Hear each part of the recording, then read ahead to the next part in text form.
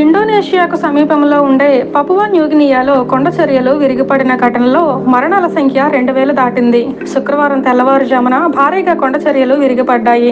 ఈ ఘటనలో మరణాలు 2000 దాటినట్లు ఆ దేశం ఐక్యరాజ్య సమితి నివేదిక సమర్పించింది. భారీగా నష్టం వాటిల్లిందని, ఆదుకోవాలని విజ్ఞప్తి చేసింది. మరోవైపు సహాయక చర్యలు కొనసాగుతున్నాయి. కొండలను ఆనుకొని గ్రామాలు ఉండటంతో ప్రాణ నష్టం ఎక్కువగా ఉంది.